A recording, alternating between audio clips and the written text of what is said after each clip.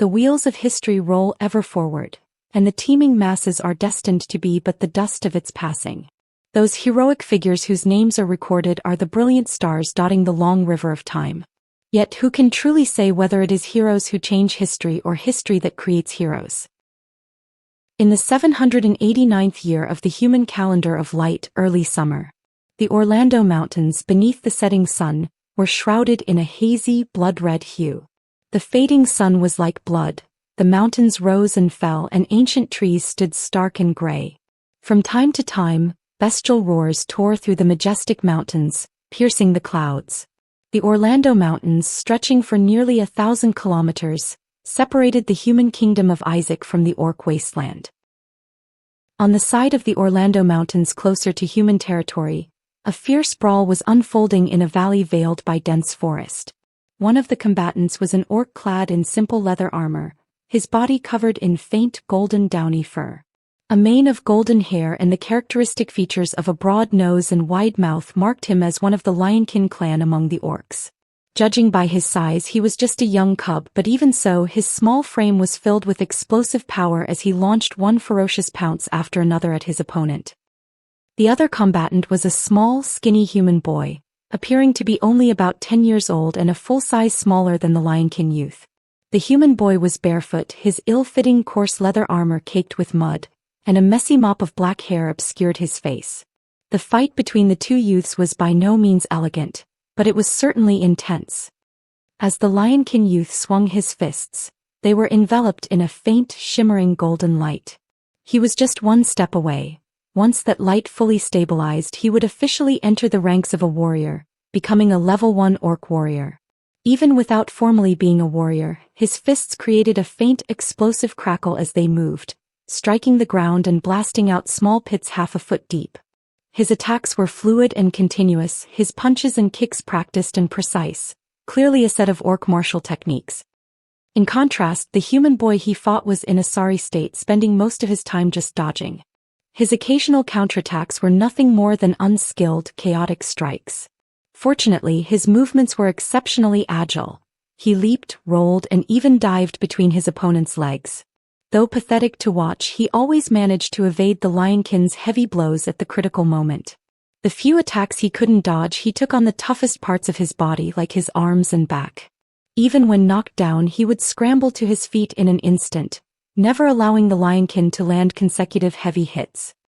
Although the Lionkin youth's attacks were fierce, he was unable to decisively defeat his smaller opponent, and the fight dragged on.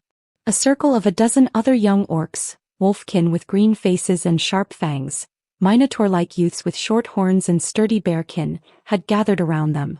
Without exception, they all stood on the Lionkin's side, cheering him on loudly. Nearby, simple animal hide tents were pitched, and a crude wooden stockade had been erected. Orc guards in 2s and 3s would occasionally glance over. This was clearly an orc camp. This orc camp, however, was a little too close to the human border.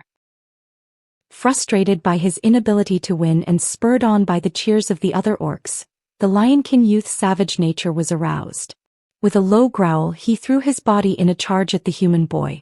Facing the ferocious charge, the human boy preemptively fell backward just before impact, then scrambled away with a quick series of rolls. Having missed with his powerful blow, the Lionkin youth couldn't help but roar, "Arthur, you bastard! Fight me head-on if you have any guts."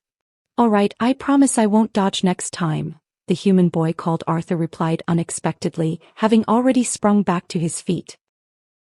"I'm going to break your ribs."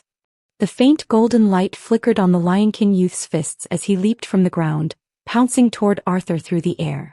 Just as his fist was about to strike Arthur's head, Arthur suddenly looked up.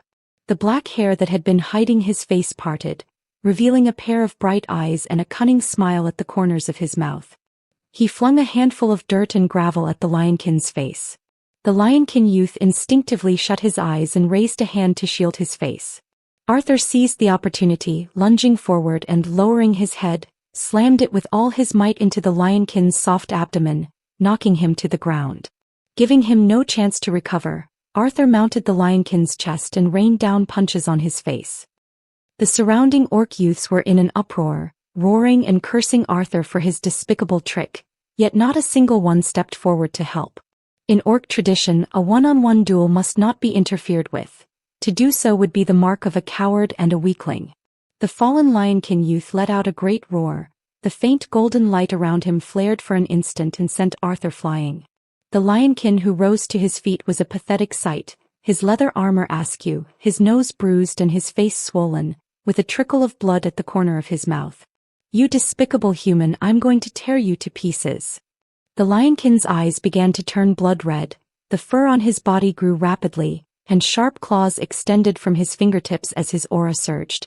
He was about to enter a berserk state. "Leon, stop!" a sharp command suddenly rang out. With that cry, the young lionkin's rising aura immediately deflated, and his eyes returned to their normal color. A female lionkin in an elegant robe walked out slowly from between the tents of the camp. Lionkin women lacked the characteristic long manes and thick body fur of the males, and their faces were softer. This woman who emerged from the camp, even by human aesthetic standards, would be considered a beautiful young matron, and she carried a natural air of nobility in her stride. 2 orc guards followed closely behind her, one a tall and powerful minotaur, the other a graceful female pantherkin.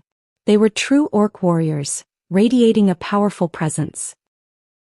The spectating orc youths all bowed respectfully to the female lionkin.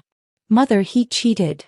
The lionkin youth, Leon, pouted his lips, running to grab his mother's arm and whining like any child complaining to their mother, all the ferocity from the fight gone. "Master," the human boy Arthur said, lowering his head. The female lionkin's face hardened and she shook off Leon's arm. "Leon, you must remember this. On the battlefield there is no despicable or honorable when it comes to methods. The only goal is to kill your opponent. The victor is king." "But mother, a true orc hero must defeat his opponent head-on," Leon protested, still unconvinced. "Leon, you must understand now. If you want to be a hero you must first survive by any means necessary. Don't be foolish like your father." Leon was stunned for a moment, then lowered his head. "I understand, mother." The female lionkin walked over to Arthur. The same woman who was so stern with her son now showed a hint of a smile. She affectionately ruffled his hair. "Arthur, you did very well. Starting tomorrow, Shara will formally teach you orc martial arts. Now go and eat." "Thank you, master," Arthur said, looking up with a brilliant smile on his face. He bowed first to the female lionkin and then to her pantherkin guard, Shara, before running toward the camp under the furious glares of the many young orcs. "Go on, all of you, go too. You must eat your fill to grow into true orc warriors. Starting tomorrow, all of you will learn from Hyzen." "Yes, my lady," the minotaur guard said with a slight bow. The orc youths cheered and, with Leon in the lead, ran joyfully back into the camp, the small defeat from moments ago instantly forgotten. The female lionkin shifted her gaze from the departing youths to the distant forests and rolling mountains, her face etched with deep worry.